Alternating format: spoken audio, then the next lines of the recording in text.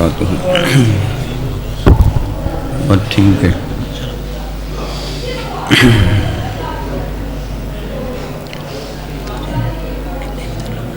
بس 10-15 منٹ انشاءاللہ شیخ صاحب دے آندھی دے رہے۔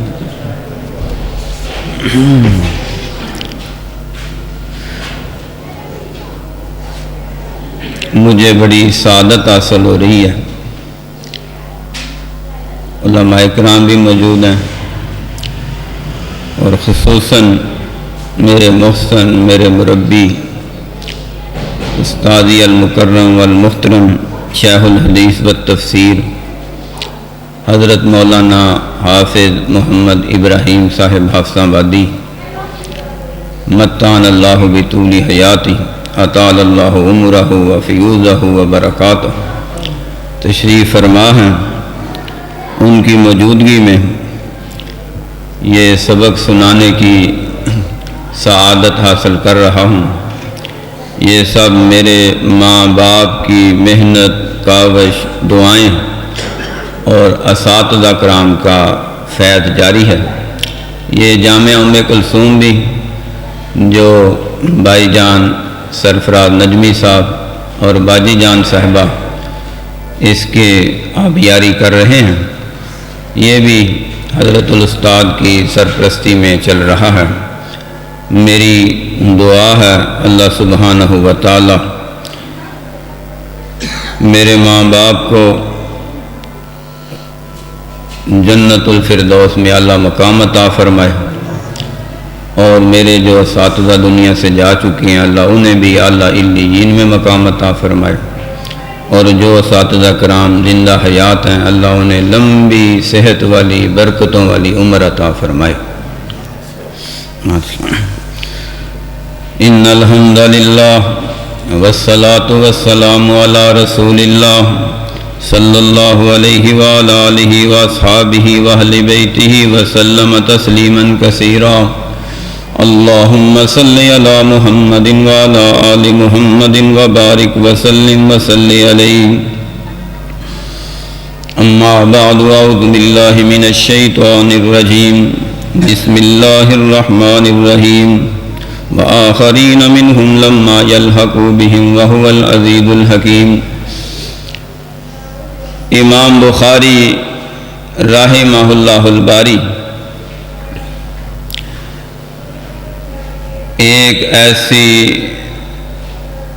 نابغہ روزگار شخصیت ہے جن کا سال بعد نہیں سارا سال تذکرہ ہوتا رہتا ہے، اور خصوصاً جب ہر جامعہ میں للبنین ہو للبنات ہو بخاری شریف کی تکمیل ہوتی ہے، تو بخاری شریف لکھنے والے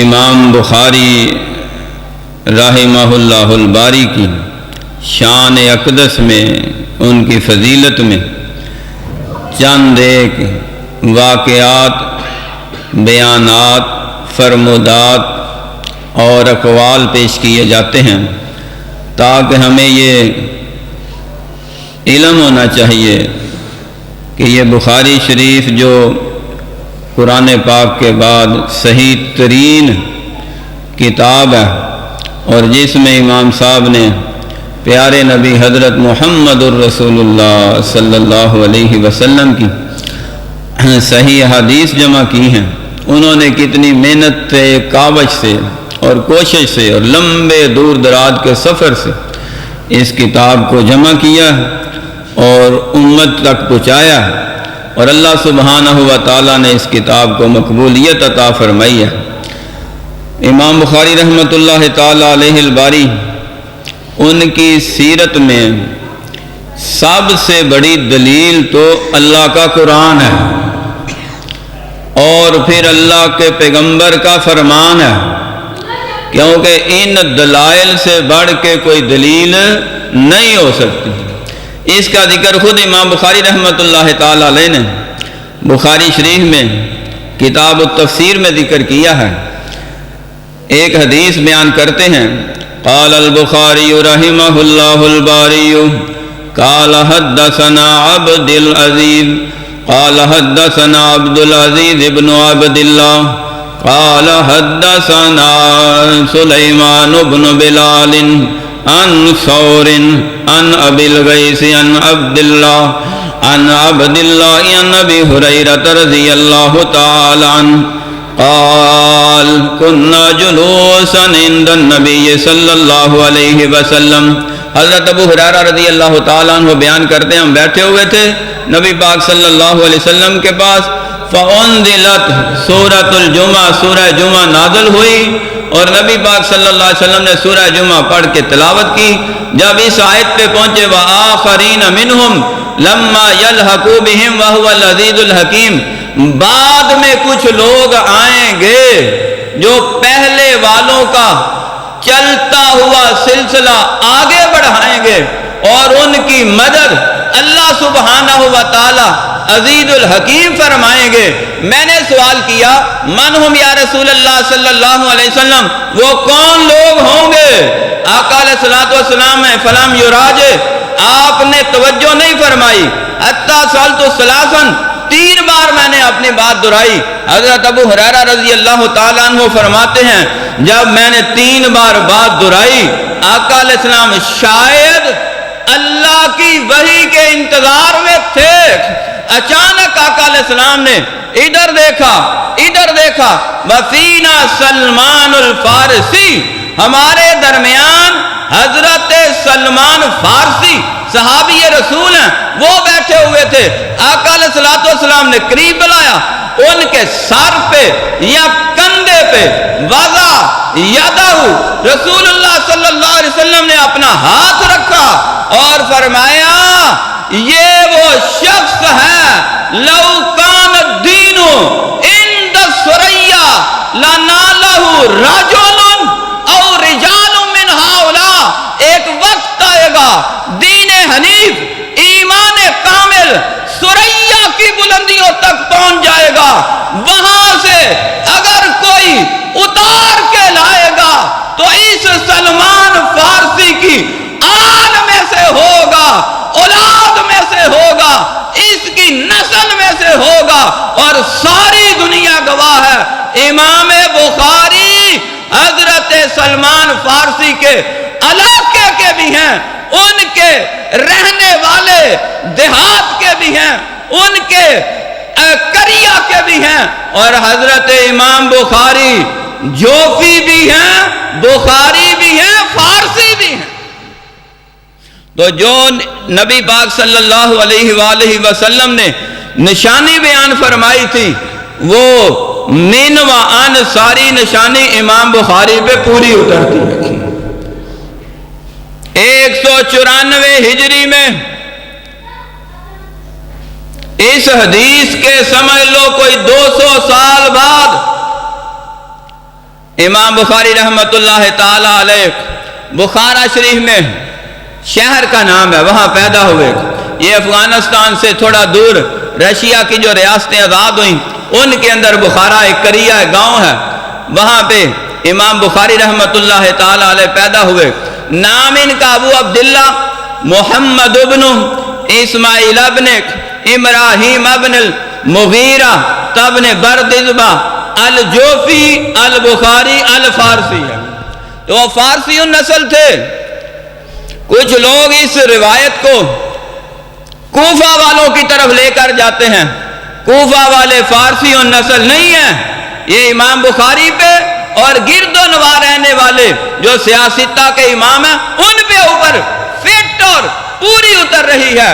امام بخاری رحمت اللہ تعالی علیہ ماں باپ کی طرف سے بھی نجیب الطرفین ہے، باپ بھی محدث ہے، نیک ہے، متقی ہے، عالم ہے، فاضل ہے، اور والدہ بھی عالمہ ہے، فاضلہ ہے، پرہیزگار ہے، شب زندہ دار ہے، اللہ کی ولیہ ہے، اللہ سے لو لگانے والی ہے، اللہ تعالیٰ سے رابطہ رکھنے والی ہے، فرائض واجبات کو پردے داری کی حفاظت کرنے والی ہے، روایات میں لکھا ہے ذہبت عینا، امام بخاری رحمت اللہ تعالی علیہ کی بچپن کے اندر فی صغری ہی آنکھیں جاتی رہی، بینائی جاتی رہی، نظر نہیں آتا تھا۔ والدہ نے رو رو کے دعائیں شروع کر دی، ماؤں کی دعائیں عرش تک جاتی ہیں، اللہ تعالیٰ قبولیت کی سند عطا فرماتے ہیں۔ حضرت ابراہیم علیہ السلام کی زیارت نصیب ہوئی، رأت فی المنام، ابراہیم خلیل الرحمن ابراہیم علیہ السلام کو خواب میں دیکھا، انہوں نے بشارت دی، یا حاضی یا انتا ہو یا بنت، اے عورت، اے پیاری بیٹی سنو، قد رد اللہ علابنے کے بسرہو بکثرت بکائک و بکثرت دعائک، تیرے کثرت کے ساتھ رونے کی وجہ سے، آہوزاری کرنے کی وجہ سے، دعائیں کرنے کی وجہ سے، خالی جولیاں پھیلا کے آنسوؤں سے بھرنے کی وجہ سے اللہ تعالیٰ نے تیرے بیٹے کی آنکھوں میں روشنائی پیدا کر کے نبینے کو بینا کر دیا ہے، روشنی عطا کر دی ہے، آنکھیں واپس لوٹ آئی ہیں۔ صبح اٹھی تو دیکھا امام بخاری دیکھ بھی رہے تھے، مسکرا بھی رہے تھے، ہنس بھی رہے تھے، اور اپنی ماں سے باتیں بھی کر رہے تھے۔ امام بخاری رحمت اللہ تعالی علیہ کے جو والد ہیں وہ بھی بہت بڑے عالم، فاضل اور متقی پرہیزگار۔ یہ نسبتیں ہیں نا، امام صاحب کی نسبت حضور پاک صلی اللہ علیہ وسلم تک، اور پھر حضرت ابراہیم علیہ السلام تک، پیغمبروں کا خواب میں آنا، پھر امام الانبیاء کا خواب میں آنا، اور نسبت یہ ہے کہ حضور پاک صلی اللہ علیہ وسلم کا نام بھی محمد صلی اللہ علیہ وسلم ہے۔ امام بخاری رحمت اللہ علیہ کا نام بھی محمد بن اسماعیل بن ابراہیم، حضرت اسماعیل حضرت ابراہیم کی طرف نسبت جاتی ہے، باپ دادے کی۔ نبی پاک کے باپ بھی پاک، امام بخاری کے باپ بھی پاک، نبی پاک کے آباء و اجداد بھی آل ابراہیم میں سے ہیں، جن پر ہم نماز میں درود و سلام پڑھتے ہیں، علی ابراہیم وعلی آل ابراہیم۔ وہ ساری زندگی نہ کبھی انہوں نے شرک کیا ہے، نہ حرام کا لقمہ اپنے پیٹ میں اتارا۔ یہ نسبتیں ہیں۔ اور امام بخاری رحمت اللہ علیہ بچپن میں یتیم ہو گئے تھے، اور یہ نسبت بھی آقا علیہ الصلوۃ والسلام کے، یتیمی کا تاج پہننا ہے۔ الم یجد کا یتیمن فآوا، اور جاتے ہوئے امام بخاری رحمت اللہ تعالی علیہ کے والد نے سینہ تان کے، سر اٹھا کے، ہاتھ لہرا کے کہا تھا، اتنی جرت سے کوئی تب ہی کہتا ہے جب اسے پورا یقین، ایمان اور تسلی ہوتی ہے۔ انہوں نے علل اعلان کہا تھا، لا عالم ولا اترکو من مالی درہمن من حرام ولا من شبہت، میں نے اپنی ساری زندگی میں ایک درہم بھی نہ حرام کا کمایا ہے، نہ شک شبے والا کمایا۔ یہ رزق حلال کھا کے پلنے والے، بڑھنے والے، جوان ہونے والے اور دنیا میں مشہور و معروف ہونے والے خود امام بخاری رحمت اللہ تعالی علیہ یہ خود بھی دعویٰ کرتے ہیں، اور اتنا بڑا دعویٰ تب ہی کوئی کرتا ہے جب اس کے اندر یہ عمل ہو، جرت ہو، ایمان ہو، تقوی ہو، طہارت ہو، للہیت ہو، خشیت الہی ہو، اور عمل صالح ہو، اللہ تعالیٰ سے رابطہ اور تعلق ہو۔ فرماتے ہیں جب میں اللہ تعالیٰ کے پاس جاؤں گا، انی لارجو ان القی اللہ تعالی یوم القیامت لا یحاسبنی عن الغیبت مغتبت احدا قط منذ علمت ان الغیبۃ حرام حرام حرام، جب سے میں نے سنا ہے کہ غیبت کرنا، چغلی کرنا، کسی کا عیب تلاش کر کے دوسروں میں پھیلاتے رہنا یہ حرام ہے۔ فیس بکوں والے سن لیں، نیٹ والے سن لیں، ٹک ٹاک والے سن لیں، یہ دوسروں کے عیب تلاش کر کے دنیا میں پھیلانے والے غیبت کر رہے ہیں اور اس کو افشاں کر رہے ہیں، اس گناہ میں ملوث ہوتے جا رہے ہیں۔ امام بخاری نے فرمایا میں نے یہ دعویٰ کیا ہے لا یحاسبنی اللہ یوم القیامہ عن الغیبہ، اللہ تعالیٰ مجھے قیامت کے دن غیبت کے بارے میں سوال نہیں کریں گے۔ جو غیبت نہیں کرتا وہ جھوٹ بولے گا، جو جھوٹ نہیں بولتا وہ کم تولے گا، وہ فراڈ کرے گا، وہ دھوکہ کرے گا۔ جو چھوٹے چھوٹے گناہ کو بڑا سمجھتا ہے وہ بڑے گناہوں کے قریب کب جانے والا ہے۔ تقوی کے یہ امام اعلیٰ ترین مرتبوں پہ ایسے نہیں فائز ہوئے، اس کے پیچھے دن رات کی محنت تھی، اس کے پیچھے لیل و نہار شب و روز کی ان کی قد و کاوش تھی، جس تک امام صاحب پہنچے ہیں۔ امام بخاری رحمت اللہ تعالی علیہ خود فرماتے ہیں جب میں اپنی والدہ محترمہ کے ساتھ حج کے لیے گیا 12-14 سال کی عمر میں، وہیں گئے اور وہیں کے ہو کے رہ گئے۔ مکہ اتنا پسند آیا، مدینہ اتنا پسند آیا، اقامت فی الحجاز، حجاز میں ہی رہ گئے۔ مکہ بیت اللہ کے مجاورن لبیت اللہ، بیت اللہ کے مجاور بن گئے۔ کبھی ادھر چکر لگا رہے ہیں، کبھی ادھر چکر لگا رہے ہیں، بیت اللہ کے بھی چکر لگا رہے ہیں۔ مدینہ شریف قبر رسول صلی اللہ علیہ وسلم کے پاس پہنچتے ہیں اور وہاں فرماتے ہیں صنفت تاریخ الکبیر عند قبر النبی صلی اللہ علیہ وسلم فی اللیال المکمرہ۔ اللہ تعالیٰ نے وہ ماں کی دعاؤں سے جو آنکھوں میں روشنائی عطا فرمائی تھی اس میں اتنی برکت ڈالی ہے کہ میں نے تاریخ کبیر ایک بڑی کتاب چاندنی کی روشنی میں اس طرح تحریر کی ہے جیسے سورج کی روشنی میں تحریر کرتے ہیں۔ اللہ تعالیٰ نے روشنائی پیدا فرما دی، یہ اللہ رب العزت عطا فرماتے ہیں۔ اس وقت کتاب الضعفاء بھی لکھی ہے، خلق افعال العباد بھی لکھی ہے، الادب المفرد بھی لکھی ہے، کتاب الکبیر الاوسط بھی لکھی ہے، کتاب تاریخ الوسیط میں لکھی ہے۔ امام بخاری نے جزو قرات رفع الجدین لکھی ہے، قرات خلف الامام لکھی ہے۔ امام بخاری رحمت اللہ تعالی علیہ نے کتابوں کا ڈھیر لگا دیا لکھ کے، لیکن ابھی تک دل کو تسلی نہیں ہوئی کہ میں کوئی ایسا کام کر جاؤں، دنیا میں عام کر جاؤں، رہتی دنیا تک کے لیے نام کر جاؤں۔ الہمت حفظ الحدیث، اللہ نے دل میں الہام کیا یہ تاریخوں کو چھوڑو اور محمد کی حدیث کے خادم بن جاؤ، اللہ تمہیں دنیا میں 4 چاند لگا دیں۔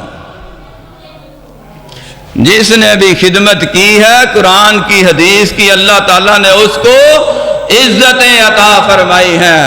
ہمارے پاس ہے ہی قرآن، ہمارے پاس ہے ہی حدیثیں۔ علماء کرام کیا دن رات کریا گاؤں جگہ جگہ شہر شہر گھومتے ہیں، عوام الناس کو بتاتے ہیں یا رب کے قرآن کو تسلیم کرو یا محمد کے فرمان کو تسلیم کرو۔ اللہ سبحانہ و تعالیٰ نے جو عزتیں جو مقام قرآن میں حدیث میں دیا ہے، آؤ عہد کریں انشاءاللہ ہم بھی اپنی اولادوں کو، اپنے بیٹوں کو، اپنی بیٹیوں کو، اپنے پوتوں کو، اپنی پوتیوں کو، نواسے نواسیوں کو، بھتیجے بھتیجیوں کو، اپنی آل اولاد کو، کہنے سننے والے دوست احباب کے رشتہ داروں کو مدارس کی طرف بھیجیں گے، مساجد کی طرف بھیجیں گے، اللہ کے قرآن کی طرف بھیجیں گے، محمد کے فرمان کی طرف بھیجیں گے، کیونکہ قرآن اور حدیث سے بڑھ کے نہ کوئی علم ہے، نہ کوئی کتاب ہے، نہ کوئی فقاہت ہے، نہ کوئی عدالت ہے، نہ کسی کا علم ہے۔ اللہ تعالیٰ کا کلام بھی اللہ ہے، محمد کا فرمان بھی اللہ کی۔ خطیب پاکستان آ چکے ہیں، میں صرف دو باتیں بخاری شریف کے حوالے سے کرنا چاہتا ہوں۔ امام بخاری رحمت اللہ تعالی علیہ فرماتے ہیں میں پھر حدیثوں کی تلاش میں نا لمبے لمبے سفر شروع کیے، حتیٰ کہ دخلت الی الشام، الی مصر، الی الجزیرہ، کبھی 1000 میل کے فاصلے پہ ادھر، 500 میل کے فاصلے پہ ادھر، 300 میل کے فاصلے پہ ادھر۔ اونٹوں گھوڑوں کا وہ سفر تھا، راشن ہے یا نہیں ہے، راستے کا سفر ہے یا نہیں ہے، پیدل سفر، کشتیوں پہ سفر، سواریوں، قافلے پر، تنہا سفر، جنگلوں صحراؤں کا کیا ہے، صرف ایک تیرے دم بدلے، ایک محمد کی حدیث کے لیے اتنے سفر کیے ہیں۔ اور اللہ رب العزت نے 4 چاند لگائے، فرماتے ہیں لا احصی کم دخلت الی الکوفۃ و الی البغداد، الی البغداد، الی الکوفہ، کوفہ بصرہ میں اتنی بار گیا ہوں کہ مجھے یاد نہیں رہا کہ میں کتنی بار گیا ہوں۔ لا احصی کا لفظ حدیثوں میں آتا ہے، یہ کثرت کے لیے آتا ہے، شمار ہی نہیں ہو سکتا۔ بار بار کوفے جا رہے ہیں، بغداد جا رہے ہیں۔ یہ کوفے بغداد میں کیا لینے جاتے ہیں؟